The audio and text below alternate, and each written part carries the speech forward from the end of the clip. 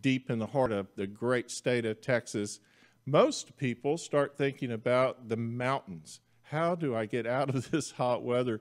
And for all my lifetime, we've always just jumped in the car. We head up to the mountains in Colorado. They're the closest ones and the most beautiful. And we've developed quite a reputation up there in Colorado, us Texans. Some people like us and some people don't. But I have some friends up there that everybody likes because they're great people. John Taylor, welcome to the show.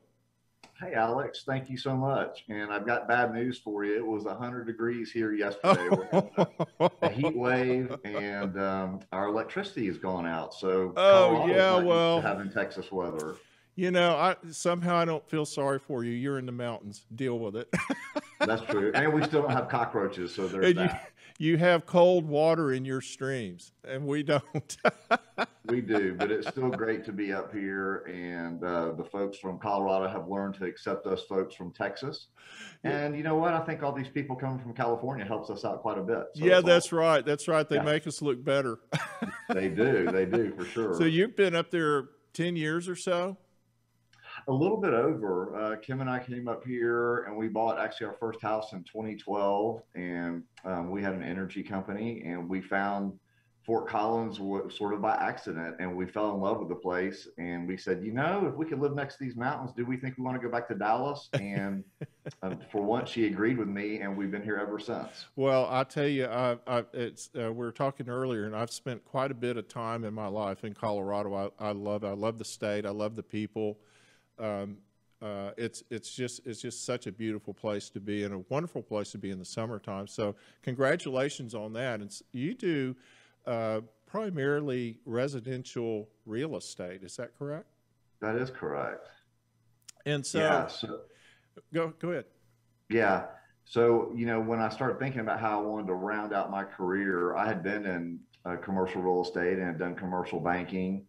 And I thought, you know what, this is a great place to do this. Colorado, Ft.Collins area is always in the top 10 happiest, best places to live. And people always want to seem to move here. So we've got a lot of people coming actually from all over the country, not just Colorado and Texas. And it's turned out to be a really rewarding thing to be doing here in Ft.Collins. Yeah, Ft.Collins is just such a great town. I remember it from back in the 70s when it was I think it was a little college town back then. Let's talk about some of the challenges that were, I guess the sense I'm getting with the people that I've been interviewing around the country is that this is just sort of a national thing that's going on. But there's been a lot of challenges in the residential new home business, and part of what you do is new homes. That's what you focus on. Yeah. One of the things that has shocked me about Dallas, and I don't know if you've been back here anytime recently, I never thought that this city could get built out. I just thought there's no way. There's too many cotton fields around here to cover up for it to get built out. But by gosh, it's getting there, where you're having to drive forever to get to, first of all, to find land and a house that you can afford. And then you've got to commute in for an hour, hour and a half. It's starting to look like LA around here. Yeah. Are you guys having, do you have challenges finding dirt around Ft.Collins or in Colorado? You know, it's interesting because there's a ton of land in Colorado, but finding dirt in the right places has been the challenge. So the Ft.Collins area, we've got a bunch of different, call it microclimates. So you've got Ft.Collins, you've got Loveland, and it's a challenge going to the west because we've got a huge granite wall that's capped with snow, and that sort of stops us there. And when you go to the east, we've got a little town called Greeley, and there's a floodplain on that side of it. So there's kind of a donut hole right here in the center of, we'll call it the golden triangle between Greeley, Ft.Collins, and Loveland, where I'm actually in Windsor, which is kind of the center of it. And most of the new construction and the land that's being built upon is in this area and in a town of Berthoud. And actually, Alex, one of the challenges that we really have in this area is dealing with legislation from the different cities and some of the fees that the builders have to deal with and affordable housing. So the tracts that are being built on are tending to kind of move away from Fort Collins and to move to the more periphery cities that are, let's call it, more builder friendly. How about that? The NAHB, I can't remember if it's NAHB or the Texas Association of Builders, the regulation, percentage of regulation for these builders was 23% of the cost of a home. It was ridiculous. It's got to the point to where that's almost as bad as the lumber cost increase. But when you add the two together, it's a huge number. It's adding, you know, a ridiculous amount of dollars to a typical 2,500 foot house. Is that what you're referring to? Yeah, so I feel your pain there. Yeah, and we have additional challenges too. So when water is a big thing in Colorado, Yes, and it it's the is. headwater state, right? Mm-hmm. But you've got the Colorado River, and so I'm in Windsor, and the Rocky Mountain National Park is 45 minutes away. That's the headwaters for the Colorado River, which has not reached the Sea of Cortez except for once in the last 20 years. That is amazing. Yeah, it's sad. And then to the east of us, Kansas really handed it to Colorado over water rights. And so when we first got here, rain barrels were illegal. And being a native Texan, I was like, you mean to tell me I can't collect the water off my roof? And they said, yeah, that's right. That's and right. the I remember farmers that. out in the east weren't allowed to mezzanine their farms to collect water. Mm-hmm. And so it's a challenge. So we have a very similar percentage in the cost of the regulation to get things done. And that's probably going to get worse.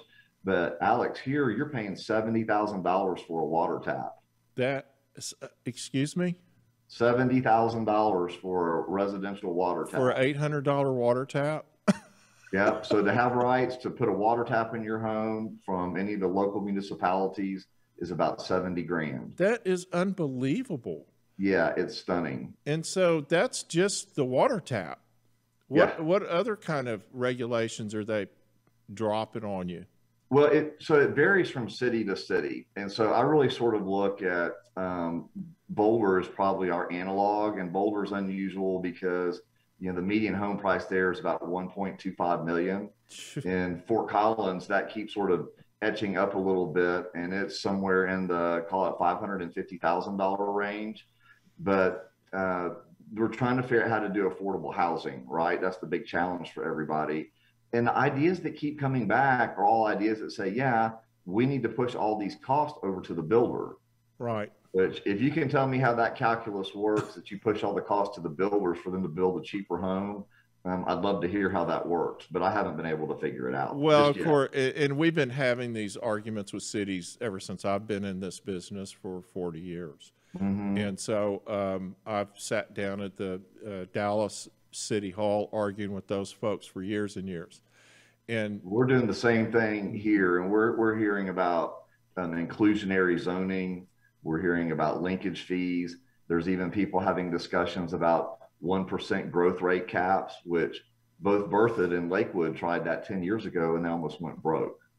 Well, so and the builders, from the builder's perspective, I know guys that are saying, well, I'll just take a little bit out of maybe my contingency fee, or I'll work a little cheaper, or I'll cut some corners. At the end of the day, you're affecting the quality of the house. You're affecting the business's ability to make a profit. It doesn't do anybody any good. In the city, what are they gaining out of this but easy money? I mean, there's no reason for a $70,000 tap fee. That is absurd. Yeah, it is absurd. And that's what the builders wrestle with, right? Mm-hmm. So I hear this a lot. I sit on the board of directors of the Northern Colorado HBA, and we wrestle with these things. And one of the biggest things that the Home Builder Association does that nobody knows about is, they've got political action committees, and we've got a governmental affairs committee, mm-hmm. and we do ton of lobbying at the state, local, and national level mm-hmm. to have the builders' voices heard. But here it has almost become impossible to build a home for under $400,000. Which to me is a stunning price, right? And a year ago, that was $300,000 way back a year ago. Mm-hmm. And so builders are doing things here like they're shrinking the real estate. So they're putting homes on postage size lots, right, which doesn't appeal to a lot of people. And then they're cutting back on some of the upgrades. And then they're doing away with basements. And it's funny because in Texas, nobody really has basements, Right. which we should because it's hot there. That's but right. everybody in Colorado wants a 3-car garage and they want a basement, whether it's finished or not. And it's a real problem when builders want to sell something with a crawl space, but the consumer has to make decisions on either what are the things that I'm going to let go of, or we've got a terrible saying here called drive till you qualify. Yes. At $400,000. I mean, you're cutting out, and I was, when you said that, my first thought was you're cutting out first-time home buyers. I mean, they just can't qualify for it. And think about if you're a college student or you just got out of college, you have college debt, you want to get, maybe you got married, and you've got some kids, you want to get your first house. You know, this is not helping. No, it's not helping. And I work a ton with first-time home buyers because it's super rewarding. And we try and light the path to home ownership for them. And if we can catch them in time to start thinking about, you know, let's get your credit in order. Let's get you in touch with a good banker. It's probably the most important decision you're ever going to make, and sort of light that path. And we're having to teach people that you're probably not going to get your dream home. You got to build up to it, but buy something, get a chip in the game to build equity. Because if you look back 40 years from the FHFA, the Federal Housing Finance Authority, this area grows at 6% a year. And we've only dropped over 2% twice, in 87 and 2008. This year, by comparison, has been a little bit bubbly, but not like Florida or California or Vegas or any of those places. And so it's a pretty good bet to just get involved in real estate early. And people, I met with a couple yesterday, 2 years later, they've got 2 kids and they're ready to upgrade. And they're like, John, we're so glad we bought this house in Milliken because now we've got $100,000 in equity we can use to move over to buy next home. That'll cover the lumber bill. The additional lumber bill. I know it's really sad. And yeah. To give you an idea of what it's like in our resale market, and of course, the lower in pricing you go, the more competitive it gets. But we have 5 to 20 offers for every single listing. How many?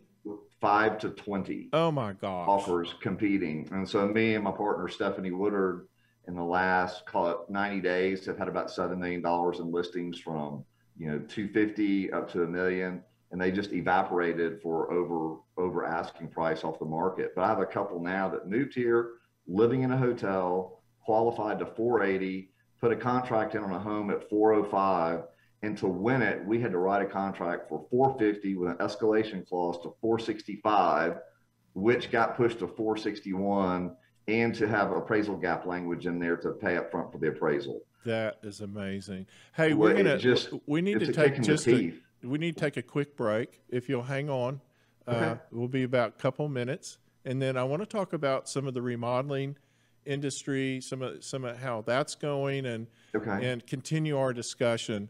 We're talking with John Taylor. He is a realtor in Colorado.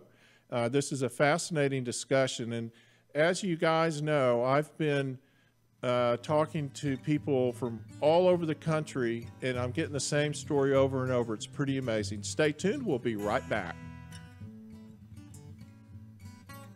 Hey, don't forget to follow us on all your social media. Like us on Facebook, subscribe and share on YouTube, and check us out on all your social media platforms. Don't forget to watch Remodel Revolution on your smart TV, on Texas Weather Tracker TV, on Roku, Android, Apple, and Amazon TV, Sundays at 1 and 3 p.m. Central Standard Time. Yeah. We're with John Taylor. John's a real estate agent in Ft.Collins, Colorado. And we're talking about kind of the local real estate scene. In a minute, we're going to have Liz Newman join us. Liz, we apologize. We sent we misspelled something in your your email address, but we just sent it right back out. So jump in when you can.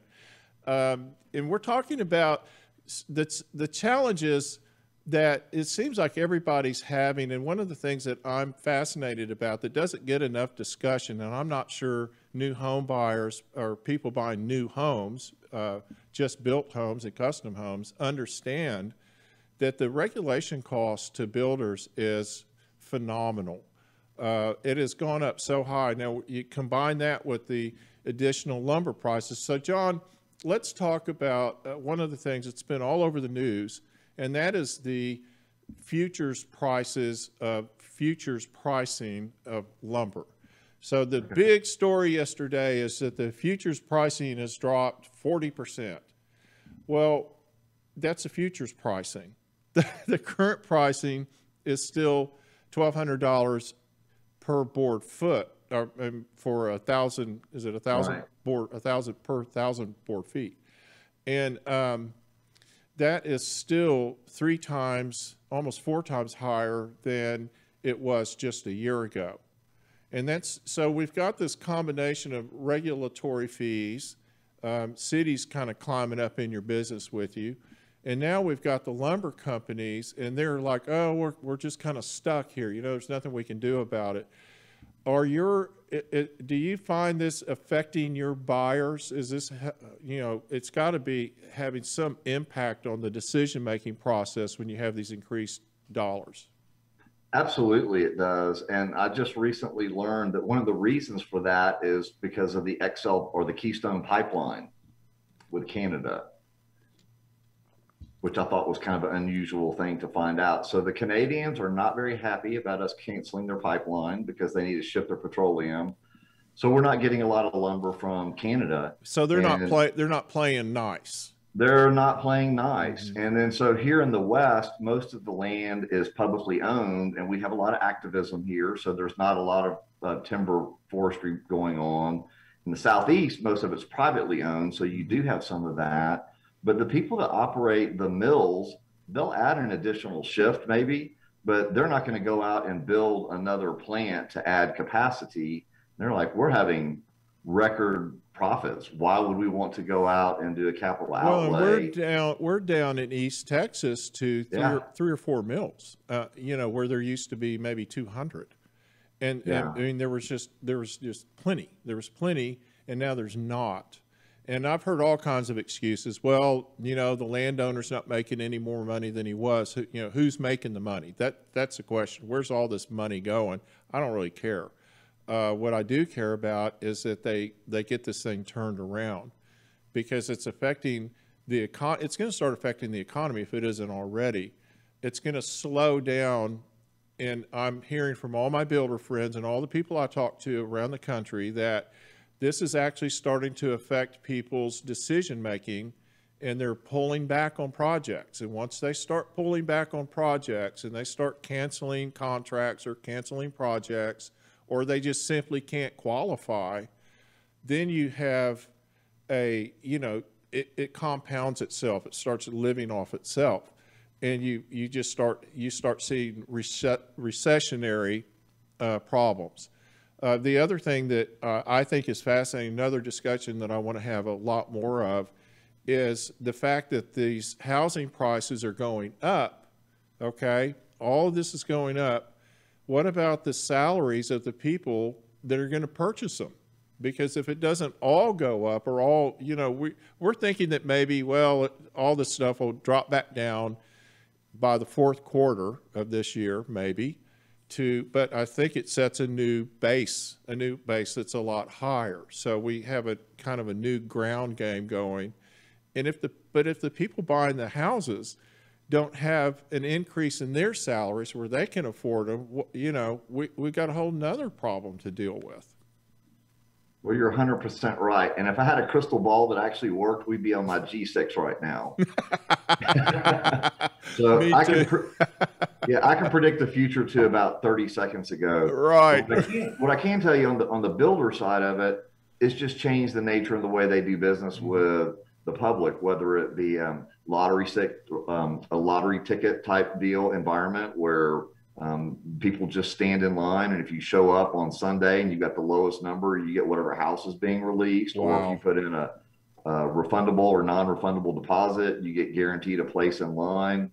So every builder is looking at different ways of doing this, and it's very difficult here to go into a builder and dirt start a home and build it, because the builders can't absorb. They don't have a crystal ball either. Apparently, they may have G6s, but they can't predict it either, and they won't lock in pricing until the lumbers drop. So instead of seeing, call it semi-custom and tract home builders really specking out a home to a buyer's desires, they're kind of getting, a speculative home with maybe a couple of options here and there. Well, So it turns into a cost plus, and yeah, my builders here, and I know it's the same there, have actually, the custom builders have gone to more of a cost plus type agreement because they don't really have a choice. They don't like it. They really want a fixed cost deal, which would be typical, but they're having to change the way they do business. And that's pretty astounding to me. Of course, I'm an old remodeler, so I've done cost right. plus all my life. I'm comfortable with it. But I can imagine if I was just building a product I wanted to sell and make a my profit margin on it, I'm not real comfortable with that because listen, cost plus is a whole different beast when you start when you start giving people options. Yeah, it is. Well, someday you ought to come up here and come talk to our remodelers council at the HBA. They'd love to visit with you. Yeah, I'd love to. That sounds like fun. Just There's give a me, business trip. Come on up. Come yeah, see us. give me an excuse. Yeah.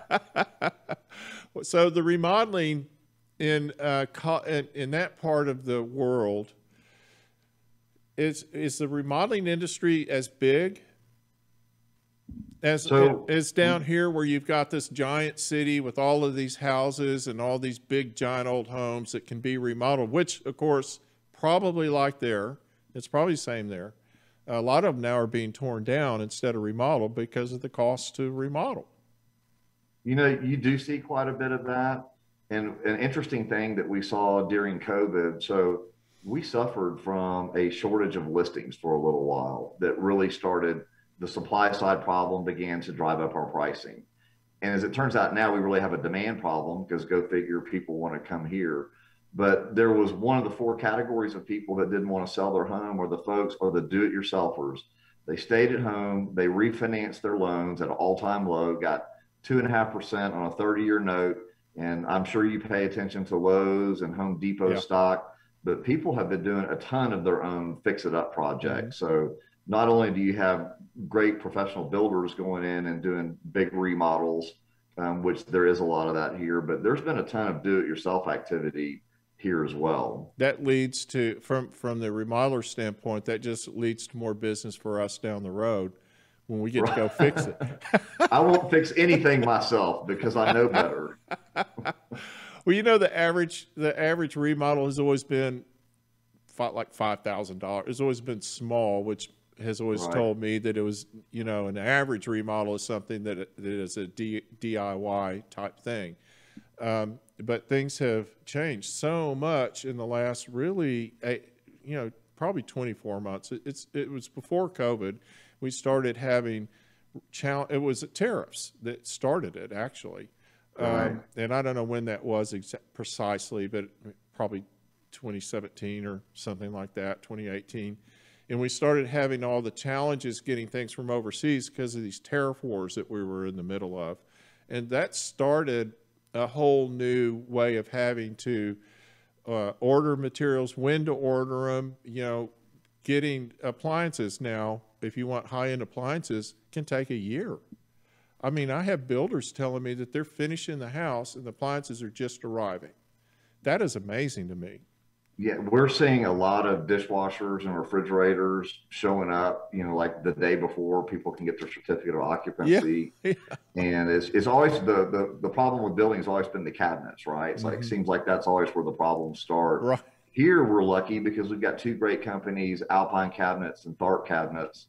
So we haven't taken that hit here, but a lot of builders are lamenting about having to switch out which types of appliances they're using because there's some of them you just can't get. Yes. And the last thing I think a builder wants to do is hold up closing on a home for a $600 dishwasher. Yeah, it's real frustrating. And then you have the normal frustrations, which there are plenty. There's a whole book I'm writing called "Your House Was Not Built to Be Remodeled," and Okay. and so it's all about these frustrations. Not all about it, but part of it is about how frustrating it can be from everybody's perspective. The builder gets frustrated, the homeowner, the designer, everybody goes through this, a period of you go through, you know, you're happy, you're energized, you're having your creativity moment, your team's all together, and you start the project, and then it starts getting frustrating right off the bat. And this is just adding to that. Well, I'll write a companion piece to that to say, my house was not built to be remodeled by me. Let's do that. Okay. That sounds like fun. We need to work together on that. I like that a whole lot. Yeah. Well, I really appreciate you taking time out for us today. It's been a fantastic discussion, and I hope you'll come back and do this some more with me. I've enjoyed it so much. I really appreciate your time. It's great visiting with you, and we're serious about getting you up here. We'd love to get you up to the Fort Collins area, and so you can have a business trip anytime. Well, let's just do that. We'll work on that. Thank you so much. John Taylor from Ft.Collins, Colorado. He is a Remax real estate agent, and he has really been a fun discussion. Thank you so much. Hey, check out our YouTube, check out our Facebook, Pinterest, check out our podcast. Our podcast is really getting popular. It's Remodel Revolution. It goes out on Spreaker, but you can find it on any podcast site. It's kind of everywhere. And stay in touch. Hey, send me emails if you got any questions or any comments about the show, anything you've seen, send me an email. We'll respond to it always. Thank you so much for watching the show. This is Alex Guthrie signing off until next week. Have a good week. Hey, don't forget to follow us on all your social media. Like us on Facebook, subscribe and share on YouTube, and check us out on all your social media platforms. Don't forget to watch Remodel Revolution on your smart TV, on Texas Weather Tracker TV, on Roku, Android, Apple, and Amazon TV, Sundays at 1 and 3 p.m. Central Standard Time.